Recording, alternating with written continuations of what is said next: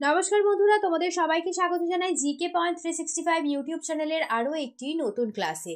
আজ তোমাদের সাথে আমরা আলোচনা করব ডাব্লিউবিপি কেপি কনস্টেবল 2025 এক্সামের জন্য গুরুত্বপূর্ণ আরো একটি জিকে কোয়েশ্চেন আনসার ক্লাস। প্রতিদিন সন্ধ্যাবেলা আমাদের চ্যানেলে তোমরা ডাব্লিউবিপি কেপি কনস্টেবল 2025 এক্সামকে লক্ষ্য করে ইম্পর্টেন্ট ক্লাস পেয়ে যাবে। তো যারা প্রিপারেশন নিচ্ছ প্রতিদিন সন্ধ্যাবেলা অবশ্যই ক্লাসগুলি দেখতে থাকো। তোমাদের জন্য আমরা বিগত এক্সামের মধ্য থেকে বাছাই করা ইম্পর্টেন্ট কোয়েশ্চেন আনসার আলোচনা করছি। সেই কারণে তোমরা শেষ পর্যন্ত অবশ্যই ক্লাসগুলি মনোযোগ সহকারে দেখতে থাকো। প্রতিটা ক্লাসে থাকছে অসংখ্য ইম্পর্টেন্ট তথ্য, যে তথ্যগুলি তোমাদের পরীক্ষার জন্য কিন্তু গুরুত্বপূর্ণ। তোমরা অবশ্যই তথ্যগুলিকে সাথে খাতাতে নোট ডাউন করে ভালোভাবে তৈরি করো। তোমরা প্রশ্ন চলাকালীন সঠিক উত্তর কি হতে পারে আমাদের কমেন্টে জানানোর চেষ্টা করো। এর মাধ্যমে তোমাদের খুব ভালো একটা এক্সামের প্রিপারেশন হয়ে যাবে। তো বেশি দেরি না করে আজকের ক্লাসটা আমরা স্টার্ট করে দিই। যদি তোমাদের ক্লাসটি ভালো লাগে তাহলে অবশ্যই একটি লাইক করো, সাথে তোমার বন্ধুদের সাথে ক্লাসটি শেয়ার করে দাও। এবং তোমরা যদি আমাদের চ্যানেলে নতুন হয়ে থাকো তাহলে অবশ্যই চ্যানেলটি সাবস্ক্রাইব করে পাশে থাকা বেল বাটনটা ক্লিক করে অল করে রাখো ফর অল নোটিফিকেশন। তাহলে চলো আজকের ক্লাসটা আমরা স্টার্ট করে দিই। প্রথমে দেখে নিই আগের দিনে যেটি হোমওয়ার্কের প্রশ্ন ছিল, উলার হ্রদ কোন রাজ্যে অবস্থিত। এই প্রশ্নের সঠিক উত্তর কি হবে? এই প্রশ্নের সঠিক উত্তর হয়ে যাবে অপশন সি, জম্মু ও কাশ্মীরে উলার হ্রদটি অবস্থিত। অপশন সি হয়ে যাবে এখানে সঠিক উত্তর। এবার আমরা আজকের প্রথম প্রশ্ন দেখে নিই।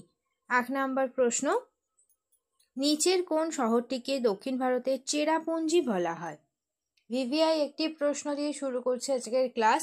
নিচের কোন শহরটিকে দক্ষিণ ভারতের চেরাপুঞ্জি বলা হয়?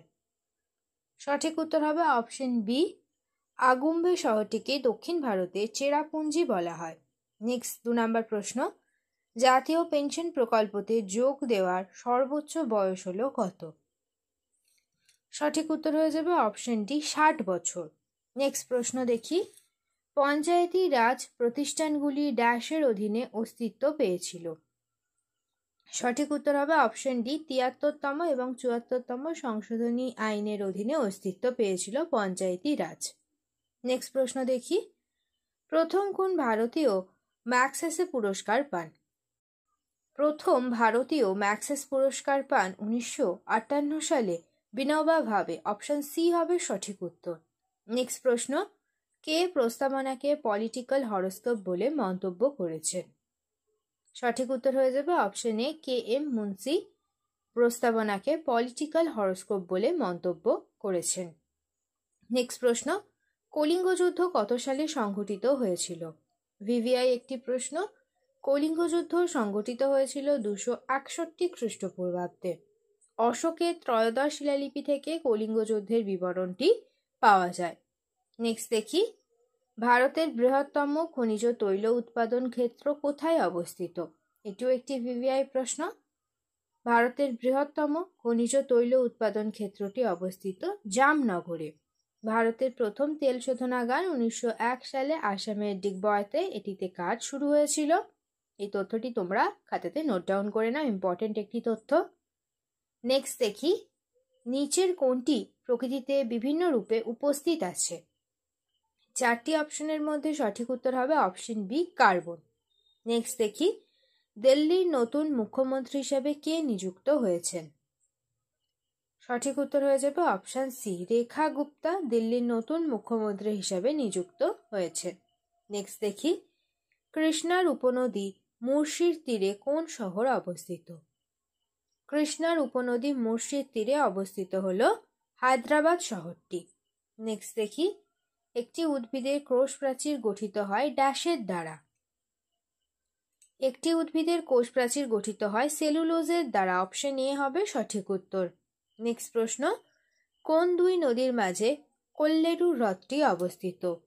কোল্লেরু হ্রদটি অবস্থিত হল গোদাবরী ও কৃষ্ণা নদীর মাঝে। অপশন বি হবে সঠিক উত্তর। নেক্সট দেখি, 2024 সালে BBC Indian sports woman of the year পুরস্কারে কে সম্মানিত হয়েছেন? ইম্পর্টেন্ট একটি প্রশ্ন তোমাদের জন্য। সঠিক উত্তর হয়ে যাবে option C, Manu Bhaker.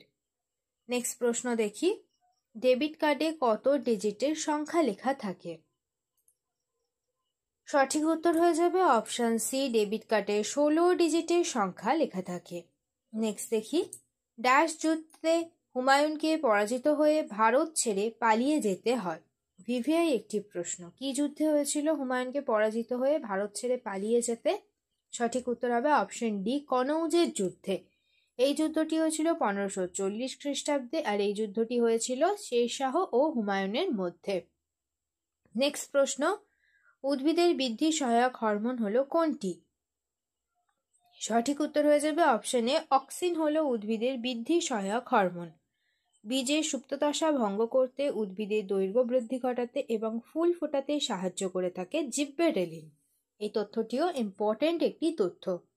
Next প্রশ্ন, ষোড়শ মহাজনপদের মল্ল রাজ্যটির রাজধানীর নাম কি? মল্ল রাজ্য এর রাজধানীর নাম কি? সঠিক উত্তর হয়ে যাবে অপশন সি, কুশীনগর। নেক্সট প্রশ্ন, রোহিস্তান বারিয়া ট্রফি কোন খেলার সঙ্গে জড়িত? রোহিস্তান বারিয়া ট্রফি এটি ক্রিকেট খেলার সাথে জড়িত। অপশন সি হবে সঠিক উত্তর। নেক্সট প্রশ্ন, প্রাকৃতিক তেজস্ক্রিয়তা আবিষ্কার করেছেন কে? সঠিক উত্তর হচ্ছে অপশন সি, হেনরি বেকরেল। নেক্সট দেখি, পুষ্যমিত্র শুঙ্গ দ্বারা নিহত সর্বশেষ মৌর্য শাসক কে ছিলেন? সঠিক উত্তর হয়ে যাবে অপশন সি, বৃহদ্রথ। সর্বশেষ মৌর্য শাসক বৃহদ্রথকে তার প্রধান সেনাপতি পুষ্যমিত্র শুঙ্গ 185 খ্রিস্টপূর্বাব্দে হত্যা করেছিলেন।